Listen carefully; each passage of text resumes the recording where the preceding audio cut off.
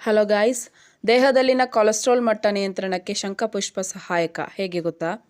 ನಮ್ಮ ಮನೆ ಅಂಗಳದಲ್ಲಿನ ಅನೇಕ ಗಿಡಮೂಲಿಕೆಗಳು, ಮಸಾಲೆ ಪದಾರ್ಥಗಳು ಆರೋಗ್ಯಕ್ಕೆ ಸಾಕಷ್ಟು ಪ್ರಯೋಜನಗಳನ್ನು ನೀಡುತ್ತದೆ.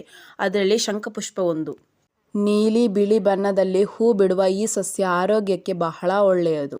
ದೈಹಿಕ ಆರೋಗ್ಯದಷ್ಟೇ ಮಾನಸಿಕ ಆರೋಗ್ಯವು ಮುಖ್ಯವಾಗಿರುತ್ತದೆ. ಅದರಲ್ಲೂ ಏಕಾಗ್ರತೆ, ನೆನಪಿನ ಶಕ್ತಿ ಸರಿಯಾಗಿರಬೇಕು. ಮೆಮೊರಿ ಪವರ್ ಜಾಸ್ತಿ ಮಾಡಿಕೊಳ್ಬೇಕು ಎನ್ನುವರು ನಿಯಮಿತವಾಗಿ ಶಂಖಪುಷ್ಪ ಹೂವಿನ ಟೀಯನ್ನು ಸೇವಿಸಿದರೆ ಸಾಕು. ದೀರ್ಘಕಾಲದ ತಲೆನೋವಿಗೆ ಶಂಖಪುಷ್ಪ ಪರಿಹಾರ ನೀಡುತ್ತದೆ.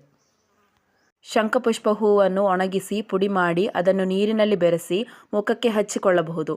ಇದು ಚರ್ಮವನ್ನು ಕಾಂತಿಗೊಳಿಸುವುದಲ್ಲದೆ ಸೂಕ್ಷ್ಮ ರೇಖೆಗಳು, ಕಪ್ಪು ಕಲೆಗಳು ಇತ್ಯಾದಿಗಳಿಗೆ ಪರಿಣಾಮಕಾರಿಯಾಗಿದೆ. ಒಂದು ಕಪ್ಪಿಗೆ 3 ರಿಂದ 4 ಒಣಗಿದ ಶಂಖಪುಷ್ಪ ಹೂಗಳನ್ನು ಸೇರಿಸಿ ಮತ್ತು 150 ಮಿಲಿಲೀಟರ್ ಬಿಸಿ ನೀರನ್ನು ಹಾಕಿಕೊಳ್ಳಿ.